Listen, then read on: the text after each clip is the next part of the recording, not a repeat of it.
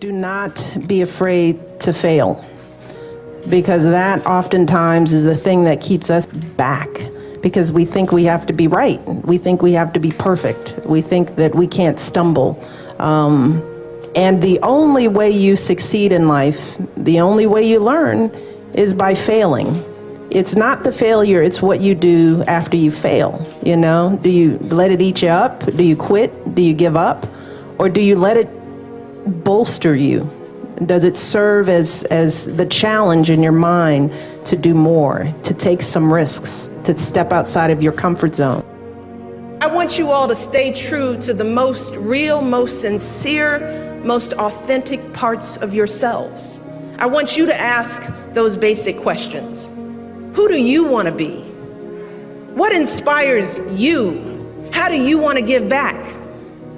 And then I want you to take a deep breath and trust yourselves to chart your own course and make your mark on the world. Maybe it feels like you're supposed to go to law school, but what you really want to do is teach little kids. Maybe your parents are expecting you to come back home after you graduate, but you're feeling a pull to travel the world. I want you to listen to those thoughts.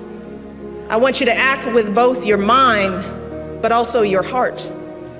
And no matter what path you choose, I want you to make sure it's you choosing it and not someone else. You know, you don't wake up one morning and you're suddenly who you think you want to be. You have to put some energy into it. So if you want to be an honest person, you have to be an honest person every day, even starting at 3 and 4 and 5, right? If you're going to be a hard work doesn't just appear. You have to practice hard work. You have to practice effort. Good things don't come easy. You know, with that effort, you know, that's where you grow. That's where growth is. Some of the best times in my life when I've grown, it's when I've done something hard, when I've overcome a fear. You don't realize that when you're doing it, but when you come out on the other side, you realize, wow, I've really stepped up. Are you going to throw up your hands and say that progress will never come? Are you going to get angry and lash out? Are you going to turn inward and just give in to despair and frustration?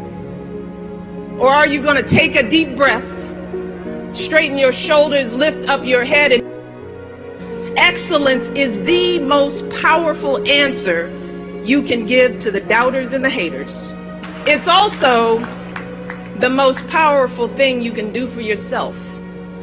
See, because the process of striving and struggling and pushing yourself to new heights, see, that's how you develop your God-given talents.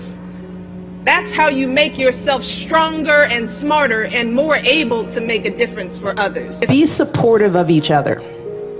I mean, I just can't say this enough. We have to be our best friends, each other. That means we cannot be catty. We cannot compete and see one person's failure as our success. We can all rise together, okay? We can all win.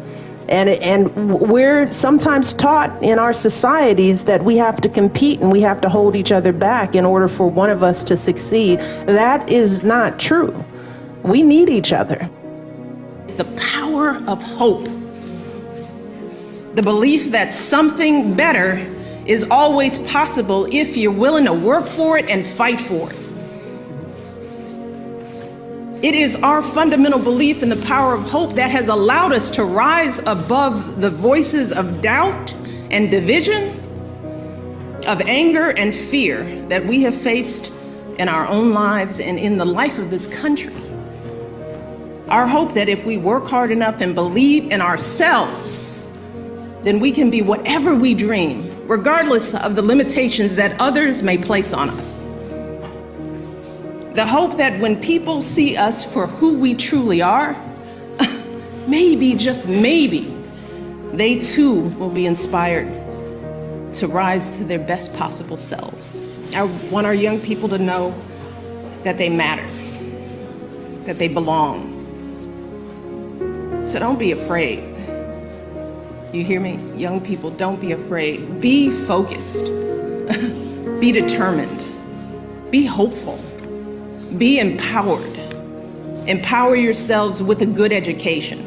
Then get out there and use that education to build a country worthy of your boundless promise. Lead by example with hope. Never fear. Doubts don't go away. You just learn how to deal with them. You start knowing yourself and you become more confident. The more successes you have, the more chances you take.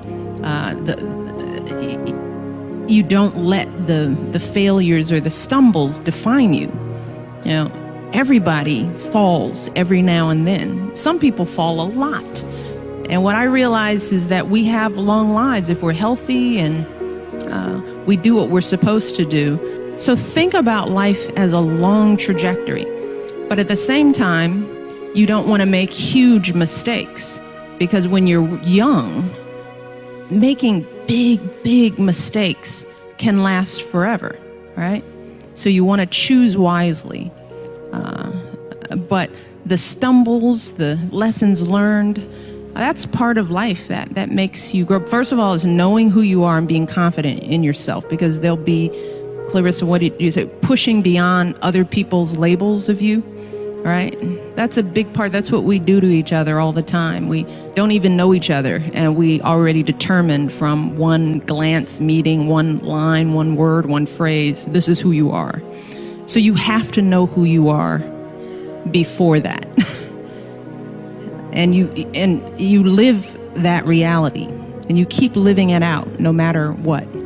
And if you're have good character and good intentions, that ultimately shines through. But in the end, it's hard work. You gotta be open to taking some risks and not being afraid to fail. Failure is the key to success. Some of you have been homeless.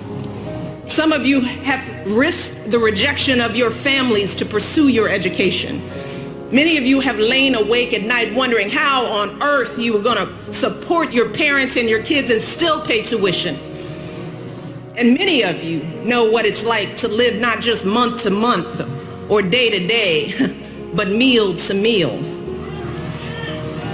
But graduates, let me tell you, you should never, ever be embarrassed by those struggles. You should never view your challenges as a disadvantage. Instead, it's important for you to understand that your experience facing and overcoming adversity is actually one of your biggest advantages. As you all know, life will put many obstacles in your path that are far worse than a bad grade. You'll have unreasonable bosses and difficult clients and patients. You'll experience illnesses and losses, crises and setbacks that will come out of nowhere and knock you off your feet.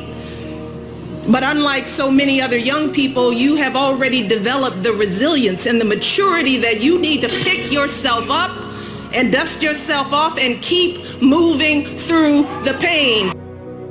Our first job in life is get to know ourselves. And I think a lot of times we don't do that. We spend our time pleasing, satisfying, looking out into the world to define who we are, listening to the messages, the images, the limited definitions that people have of who we are. There is a limited box that we are put in. Yeah. And if we live by that limited definition, we miss out on a lot of who we are. But it takes taking the time to know who you are to be able to deal with the onslaught of negative messages that you're bound to get. Stop worrying so much about getting things wrong. Success has nothing to do with perfection. So stop being nervous, raise your hand, use your voice, get it wrong, learn from your mistakes, and keep moving on. And don't worry about what other people think. It doesn't matter. So be brave, use your voice, ignore the doubters, and work hard, because life is hard work. Don't be afraid of it. Just do it.